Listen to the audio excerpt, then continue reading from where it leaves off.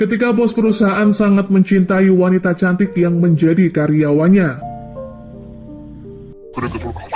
Demi menyenangkan hati sang kekasih, Kwon dan Sang-sik mengajak Sarang dan kedua temannya berlibur ke luar negeri. Selama di dalam pesawat, Kwon sedikit resah karena ia duduk berjauhan dengan Sarang. Sang-sik memang memesan tiket bisnis untuk Kwon. Tak rela jika Sarang justru duduk bersebelahan dengan asistennya, Kwon menghampiri kursi mereka sembari berkata jika kursinya dengan Sang-sik telah tertukar. Tentu saja Sang-sik tak keberatan karena ia akan mendapatkan posisi jauh lebih nyaman. Sementara Kwon harus puas dengan hanya kursi ekonomi yang tak bisa disetel sesuai keinginannya. Kwon akan berkorban dalam hal apapun asalkan bisa bersama pujaan hati. Beberapa jam kemudian rombongan akhirnya tiba di negara Thailand. Setelah turun di bandara, Sang-sik mengajak mereka menggunakan kendaraan khas Thailand untuk menuju tempat menginap. Sebuah villa yang mewah lengkap dengan pemandangan indah sudah Sang-sik pesan. Namun sayangnya, villa tersebut hanya terdiri dari 2 kamar, yang membuat Kwon harus 1 kamar bersama Sang-sik.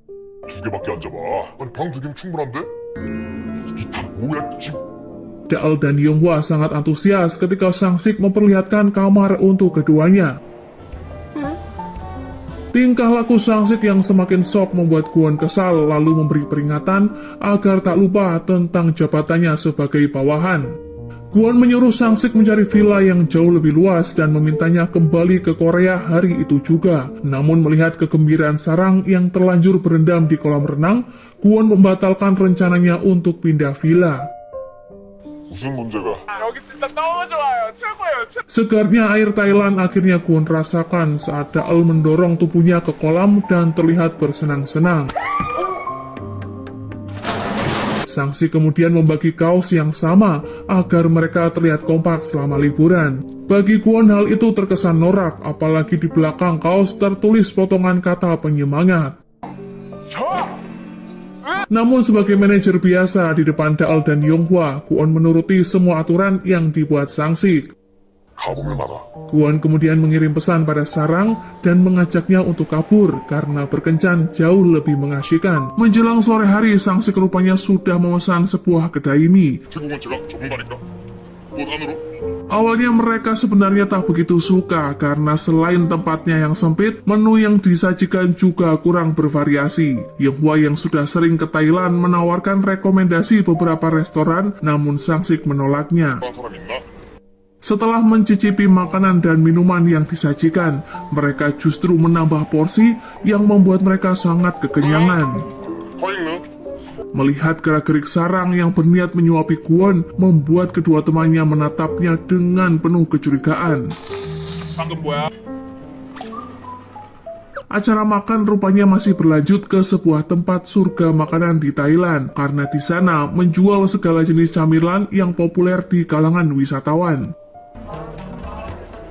Mengaku kekenyangan, namun Sarang tak bisa menolak tawaran penjual es krim kacang yang sebelumnya tak pernah ia coba. Suasana malam itu pun semakin pecah saat mereka menikmati musisi jalanan yang sedang live musik.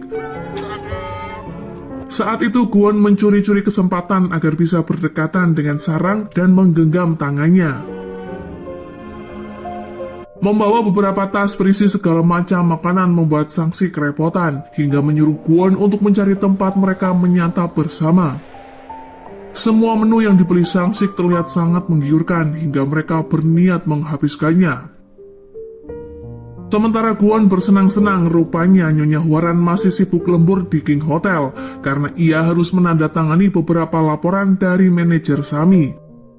Saat itu, Sami menanyakan perihal insentif trip liburan yang diberikan grup King baru-baru ini. Mendengar hal itu, Nyonya Hwaran sangat terkejut karena ia tak mengetahui apa-apa, apalagi mengenai pemilihan pegawai terbaik di maskapai dan fashion King Glen. Nyonya Huaran meminta Tuan Choi untuk mencari tahu hal itu karena Kwon sendiri dikabarkan sedang menikmati liburan bersama para pegawai yang dimaksud. Kembali pada Kwon yang beranjak akan tidur, namun ia sangat terganggu dengan suara dengkuran Sang-sik. 당장. 오케이. Ia mencoba mengirim pesan barangkali Sarang belum tertidur. Ternyata kondisi Sarang tak jauh berbeda. Karena satu kasur bertiga, ia belum bisa memejamkan mata dan sedang menunggu pesan dari Kwon. Akhirnya, keduanya sepakat untuk menghabiskan malam bersama. Dengan penuh kehati-hatian, Kwon memindahkan tubuh Sang-sik yang saat itu menindihnya. Suara HP yang terjatuh sempat membuat Sang-sik tersadar beberapa saat, namun Kwon berhasil keluar dari kamar itu. Di saat yang bersamaan, Sarang juga keluar kamar dengan mengendap-endap, hingga akhirnya keduanya bersenggolan yang membuat Sarang nyaris terjatuh.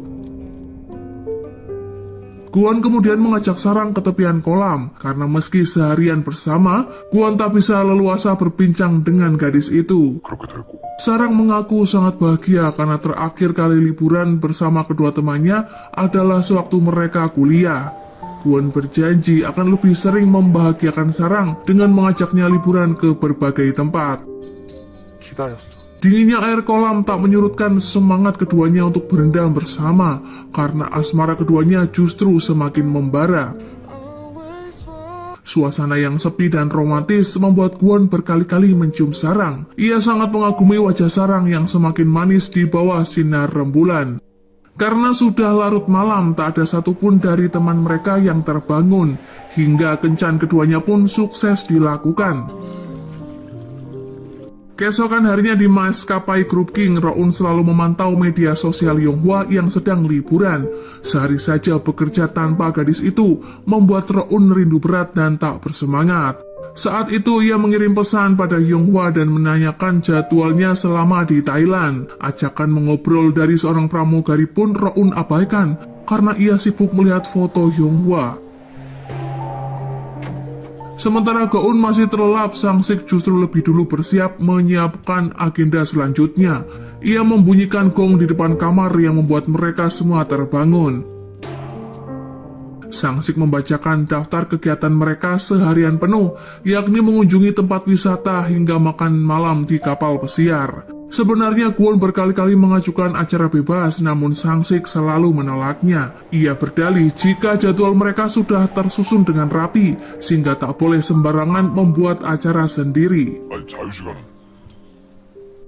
Tempat pertama yang mereka kunjungi adalah sebuah candi yang indah tinggi menjulang.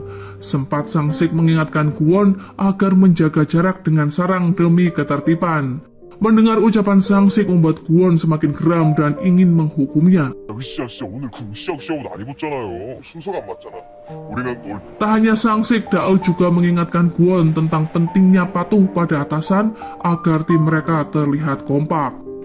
아니 뭐 근데. 자리 안 지키고 여기서 뭐 하세요? Setelah cukup puas berkeliling dan berfoto, rombongan akhirnya mencapai puncak acara, yakni makan malam di atas kapal pesiar. Karena jumlah pengunjung yang selalu membludak mengharuskan mereka untuk mengantri. Kwon saat itu bertekad membawa Sarang kabur ketika akan memasuki kapal. Saat berhasil menggandeng tangan gadis itu, Kwon segera mencari tempat yang aman untuk keduanya bersembunyi dari pantauan Sang-sik dan teman-temannya. Namun di luar dugaan, Kwon justru menggandeng tangan Sang-sik karena ia sangat terburu-buru. Sementara Sarang sendiri sudah terlanjur masuk ke dalam kapal pesiar. Dengan wajah masam, Kwon menahan kekecewaan karena ia gagal membawa Sarang pergi. Apalagi saat itu, Sang-sik selalu mengawasinya ketika sedang berduaan dengan Sarang. Ketika menikmati makan malam dan keindahan kota Bangkok di malam hari, mereka dikejutkan dengan kemunculan Roun yang begitu tiba-tiba. Yonghwa tak menyangka jika Roun benar-benar menyusulnya saat ia memberitahu jadwal kegiatan selama liburan. Di depan Kwon dan yang lain, Roun memperkenalkan diri sebagai junior Yonghwa di maskapai yang sedang transit dalam perjalanan tugas. Rupanya ia ingin menemui Yonghwa di malam itu. Sang-sik lalu mengajak Roun bergabung agar suasana semakin meriah. Roun tampak bahagia karena teman Hyunghwa ternyata sangat menyenangkan. Daal juga memperkenalkan masing-masing dari mereka berikut pekerjaannya di King Group. Mereka bersulang untuk liburan dan kebersamaan di malam itu. 좋습니다. 이로운이라고 합니다.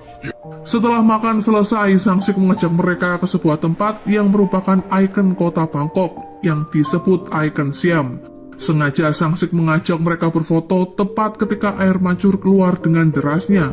Ternyata air mancur di tempat tersebut bukan sembarang air mancur, karena bisa meliuk dengan indah disertai sorot lampu yang beraneka warna. Kwon memanfaatkan momen itu untuk memeluk Sarang, meski pakaian mereka sedikit kebasahan. Setibanya di villa, Roun yang hendak berpamitan mendapat tawaran menginap dari Sang-sik. Hyunghwa sebenarnya tak enak hati dan berkata, jika semua staf diharuskan menginap di hotel yang sudah disiapkan maskapai. Namun Sang-sik dengan gampangnya menyuruh Kwon untuk mengatasi hal tersebut. 그래도 돼요? 그럼. 안 돼요. Karena ingin menghabiskan waktu lebih dengan Hyunghwa, Roun akhirnya setuju untuk bermalam. Meskipun hal itu benar-benar membuat Kwon tak nyaman karena Sang-sik dan Roun harus berbagi ranjang dengannya dan terus mengobrol sepanjang malam. 지금 제가 불편합니다. 이제 그만들 자죠. Mendengar omong kosong Sang-sik terhadap Roun yang menyebut jika ia harus menuruti segala perintahnya membuat Kwon geram. Ia pun memberi pelajaran pada Sang-sik di malam itu juga. Sementara itu di kamar berbeda, Daal menyempatkan diri menghubungi anak semata wayangnya. Ia menunjukkan kepada Corong berbagai boneka dan oleh-oleh yang sudah dibelinya. Namun ternyata tak ada satupun barang yang dibeli Daal untuk dirinya sendiri. 이거? 이건 어때? 그것도 진짜 귀엽. Melihat kasih sayang Daal pada putrinya membuat kedua temannya tersentuh dan membayangkan jika mereka menikah dan segera memiliki keturunan. Saat itu Sarang dan Hyunghwa memberikan hadiah pada Daal karena sejak menikah Daal hanya memprioritaskan urusan suami dan anak sehingga terkadang mengabaikan dirinya sendiri. Menyadari ketulusan dan perhatian kedua temannya membuat Daal merasa terharu. 촌스럽게 지금 울지 말아라. Daal dan Sarang kemudian menggoda Hyunghwa tentang kedekatannya dengan Roun yang membuat mereka bersenda gurau dan saling pukul bantal. Menjelang pagi, Roun bersiap untuk penerbangan selanjutnya. Perhatian kecil yang Hyunghwa berikan membuat Roun tersentuh karena Hyunghwa terlihat menyiapkan sarapan untuknya. Beberapa saat kemudian mereka dihebohkan dengan menghilangnya Sarang dan Kwon dari kamarnya. Setelah dicari, ternyata keduanya sudah berada di depan pintu keluar villa, sembari berkata jika hari ini adalah hari bebas dan berniat bersenang-senang sendiri. 어디가? Tempat yang keduanya kunjungi adalah sebuah kuil bernuansa emas yang begitu mengagumkan. Untuk kenang-kenangan, keduanya berfoto berlatar seorang penari tradisional yang sedang menunjukkan kebolehannya. Beautiful. Take a photo. Malam harinya, Kwon mengajak Sarang ke sebuah restoran privat yang bangunannya sangat indah mirip sebuah lukisan. Semua makanan yang disajikan membuat Sarang terkesan karena Kwon memilih semua menu yang istimewa. Mencintai orang yang mencintainya benar-benar membuat Sarang merasa bahagia dan berharap kebahagiaan akan terus menyelimuti keduanya. 나한테 와줘서.